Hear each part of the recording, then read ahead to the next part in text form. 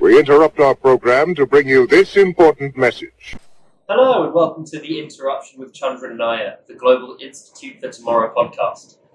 Today we're looking at the full spectrum of development, from the recent buzz surrounding the Fourth Industrial Revolution, or IR4.0, all the way down to pre-industrial basic needs.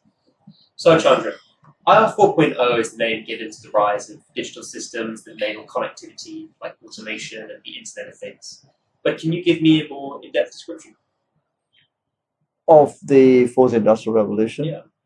Well, the Fourth Industrial Revolution was coined, I think, about 2-3 years ago, essentially by the World Economic Forum, and essentially, in a very brief way, sets out the idea that the world's gone through the first, the second, and the third industrial revolution, and the fourth one is essentially one that's dominated by the internet, the digitization of our world, and the Internet of Things. And that this revolution is essentially going to take humankind onto a very different trajectory, and therefore we have to be prepared. That, in a very broad sense, is what the Fourth Industrial Revolution is. So, building on from that, can you give us more information on what it actually means in the context of Asia? Right. Well, it's important to know what it, in terms of answering that question of what it actually means, we have to also understand a couple of things. Who are the people saying this? Secondly, we have to understand why are they saying this? And thirdly, we need to understand what is the world we live in our context in Asia or in ASEAN. The problem is so much of these descriptions of the way the world is going is essentially they are framed through narratives that are self-serving. The only people who are talking about all the upsides of the Fourth Industrial Revolution are those who are either have a vested interest in the further development of technology, digital technology, and the ability to monetize it, or those who are so aligned to that technology sector who see all their essentially success, their business interests, or their ability to share platforms with the giants of technology as so important that they find no means by which to be more objective. So they just talk about it. Sadly, we live in a world in which most of the media fulfill that sort of need to essentially pursue what is the flavor of the month or flavor of the decade. Advertising, association with tech companies is something they feel they have to do. To question them, which they've begun to question purely from the point of view of how technology is disrupting democracy in the Western world. But other than that, they don't question it. So that's why. Right. We in this part of the world, sadly, and I've spoken about the need for us to have our own narrative, our own media, just consume this without in any way questioning it. And so I have written about the need for us to question, to challenge, not to reject, and then to find out which bits are suited, but then to say what are our priorities. So in a very simple way, I've said the priorities we need are essentially fulfilling the basic needs which have not been fulfilled for the first industrial revolution in many parts of Asia. Right, yeah. And what I call the rights to life. And in a very simple way, I would distill it to 5 pillars. The first is food, safe and secure. Safe food is a big topic in itself, particularly in the world that we're living in. Secure supplies are going to be the challenge of our times because of the nature of the population increase and the nature in which we have industrialized. Second, then it would be essentially providing people with water and sanitation. And the irony is today more people have access to digitization and mobile devices than they have access to toilets or portable water systems. There is something wrong with this picture. So the same people who talk about the fourth industrial revolution seem to have forgotten, because they may live in California, New York, London, etc., or Singapore, or in Kuala Lumpur, completely disconnected from the realities of the vast majority of people in this part of the region who don't have a toilet nor water supply. So that's the second one. Mm. The third one is essentially a roof over your head, which in the classic language of the United Nations, it would be called a habitat that is safe and secure and provides many things. So that's very important. And that essentially creates the most basic human right. And in fact, having a roof over your head is a basic human right, and it's within the UN charters. But people don't talk about this as well. They seem to think that if you have a mobile phone and then you can become a tech entrepreneur, maybe you can then do something that will enable you to buy a house. Yeah. I would turn it around and say for hundreds of millions of people, in fact, 500 million people or more, not 500 million, 3-4 billion people, the role of the governments is to essentially provide them with those basic needs first, which then therefore allow them to escape the drudgery of life and thereby become more economically productive. Yeah. So I've mentioned the homes. Then it's essentially the right to access to a certain amount of energy. So energy poverty is a big issue in this part of the world. And we're not talking about energy that allows you to run 3 air conditioning units because it's hot outside in Singapore. We're talking about the basic needs of energy access, a bulb, etc. And lastly, it's what I call public health. Most people don't have access to the most basic of public health, including most of us cannot imagine what life would look like without a dentist.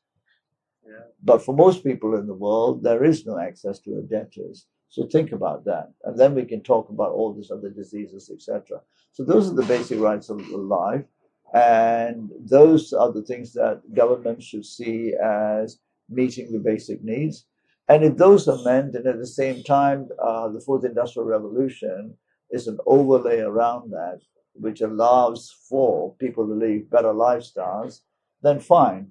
But just talking about the fourth industrial revolution without any qualifications and context, I think is a rather lazy, intellectually inept way of discussing the state of humanity. Yeah. With everything that you've mentioned, what immediately stands out to me is the rural-urban divide.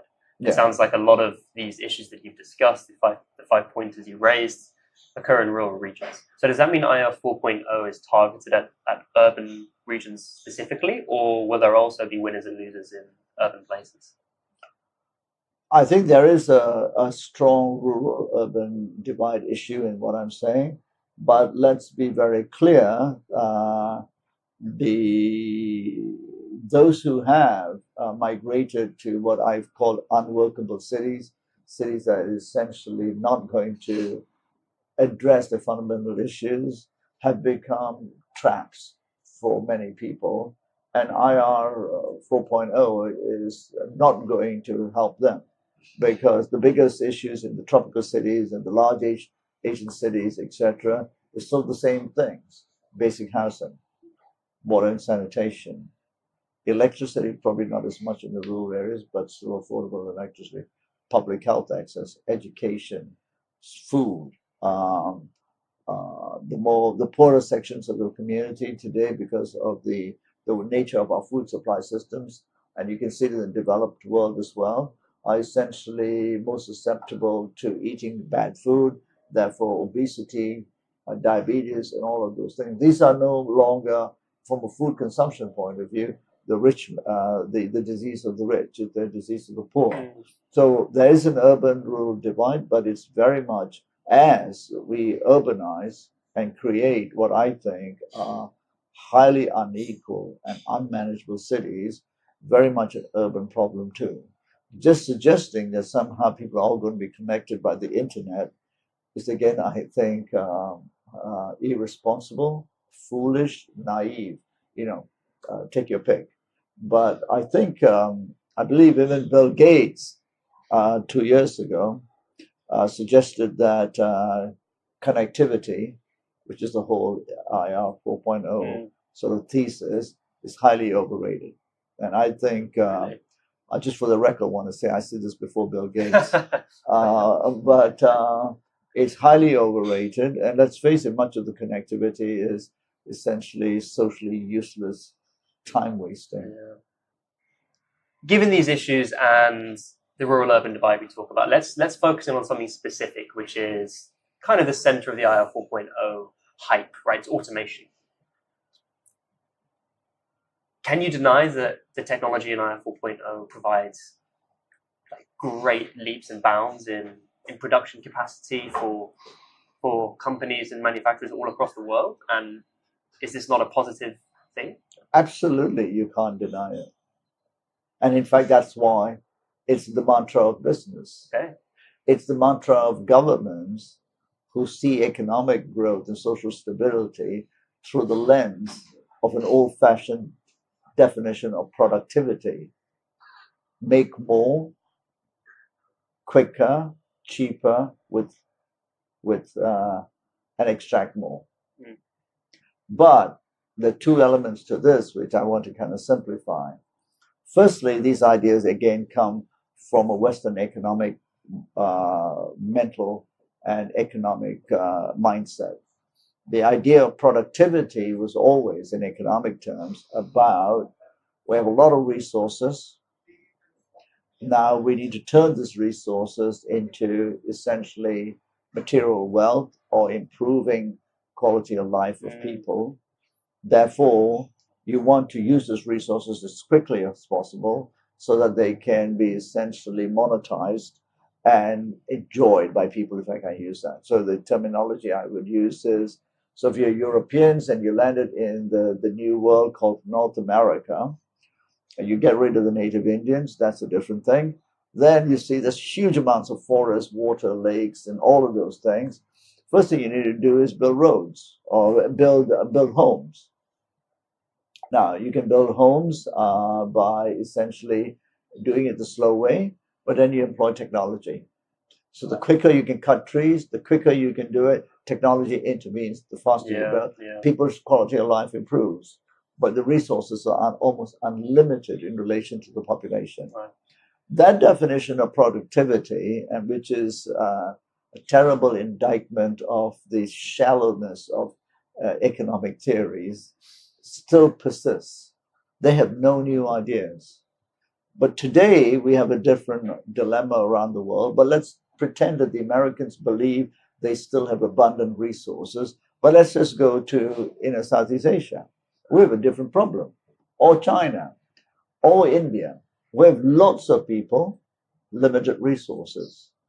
So why would you try and measure productivity by how can you take as much as you can as quickly as possible? And if that requires displacing labor with the tools of productivity, which is mechanization, that's great. That's such an old definition. Our dilemma is different.